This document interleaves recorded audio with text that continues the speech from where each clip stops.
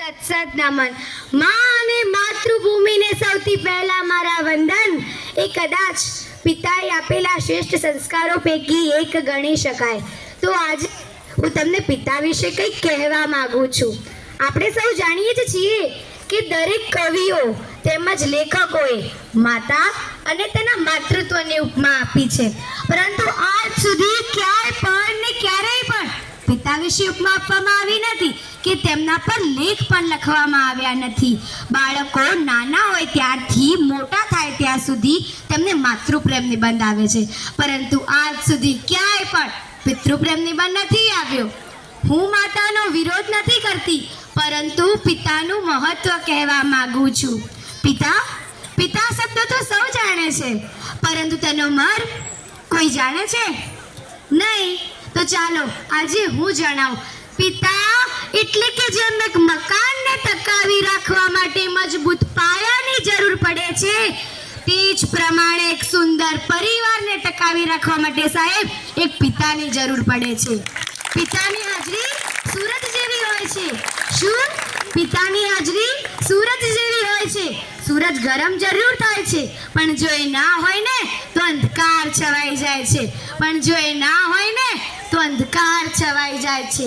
એક એવી કહેવત છે કે ઘોડે ચડતો બાપ મરજે પણ છાણા વીણતી માં ન મરતી. પણ ફક્ત હું તમને એટલું જ કહેવા માંગુ છું કે તમે એ બાળક પાસેથી જાણી તો જોજો કે જે બાળકે પોતાના પિતાને ગુમાવ્યા છે, પોતાના પિતાનો પ્રેમ મળ્યો નથી, તે એક બાળકને એકવાર તમે પૂછી તો જોજો કે જીવનમાં પિતાનું મૂલ્ય શું હોય છે. એક વાત છે સાહેબ, જ્યારે તું નાનો હતો, પાપા પગલી ભરતો હતો, ચાલતા ચાલતા પડી જતો, ત્યારે મનમાં એક જ વિચાર આવતો કે પપ્પા છે ને. જ્યારે તું સ્કૂલે જતો, છોડવા આવેલા પપ્પાને પાછું વળી ટાટા કહેતો, ત્યારે મનમાં એક જ વિચાર આવતો કે પપ્પા છે ને.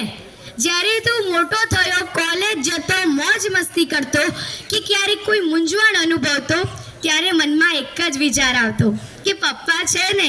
પણ તારા લગ્ન બાદ તારી પત્નીના કહેવા પર તારા પપ્પાને વૃદ્ધાશ્રમમાં મૂકતા પહેલા તને એ વિચાર કેમ ના આવ્યો કે પપ્પા છે ને? બસ અહીં બેઠેલ તમામની મારી એક જ વિનંતી છે કે તમે તમારા માતા કે પિતાને ક્યારે વૃદ્ધાશ્રમમાં ના મૂકતા, કેમ કે એ છે ને ત્યારે જ તમે છો. તેમના વગર તમારું કોઈ અસ્તિત્વ જ નથી.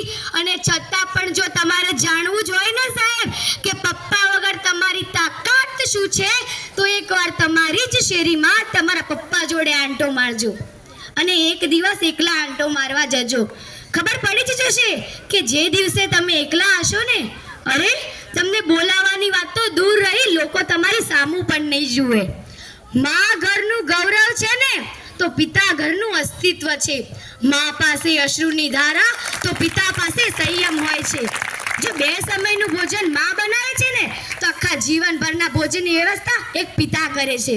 ક્યારેક આપણે પડી જઈએ કે ઠોકર લાગે ને, તો આપણા મોંમાંથી ઓ માં એમ નીકળી જાય છે. પણ ક્યારેક રસ્તો પાર કરતા ટ્રક અચાનક બ્રેક મારે ને, તો આપણા મોંમાંથી ઓ બાપરે એમ નીકળી જાય છે. કેમ કે નાના નાના સંકટોમાં માતા યાદ આવે છે, પરંતુ જ્યારે મોટા સંકટો આવે છે ને, ત્યારે પિતા યાદ આવે છે.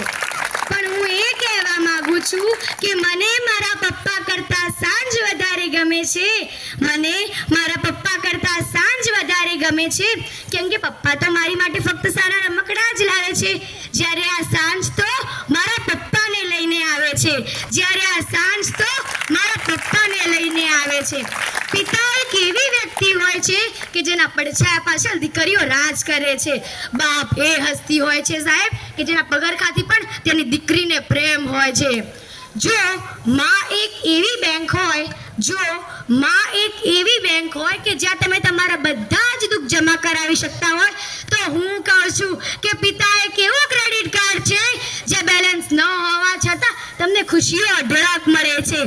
અરે હું તો પિતા વિશે કહું તેટલું ઓછું છે, તેના માટે તો મારી પાસે શબ્દો ઘટે. પરંતુ સમયની મર્યાદાને ધ્યાનમાં રાખીને એક છેલ્લી પંક્તિ કહી મારી વાણીને હું વિરામ આપીશ કે થાક ઘણો હતો ચહેરા પર, અનહદ પરિશ્રમ કરતા જોયા છે. થાક ઘણો હતો ઊંઘ હતી ઘણી છતાં પણ ચિંતામાં જાગતા જોયા છે. તકલીફો ચારે બાજુ હતી પણ એકલા તે લડતા જોયા છે. કોઈને તકલીફ વર્ણવતા ન હતા પરંતુ અડધી રાતે જાગી ખુલ્લી આંખે અમારા ભવિષ્યના સપના સજાવતા જોયા છે. પાય પાય ભેગી કરી અમારી ખુશી ખરીદતા જોયા છે અને એ જ ખુશી માટે પોતાના શમણાઓને રોળતા જોયા છે. પોતાની પસંદગીને ના પસંદ કરી અમારી પસંદગીને અપનાવતા જોયા છે. વ્યક્તિ એક હતા પણ વિશેષતા અનેક હતી. પિતા સ્વરૂપે મેં એક સર્જનહારને જોયા છે. પિતા સ્વરૂપે મેં એક સર્જનહારને જોયા છે. Thank you. જય હિન્દ, જય ભારત.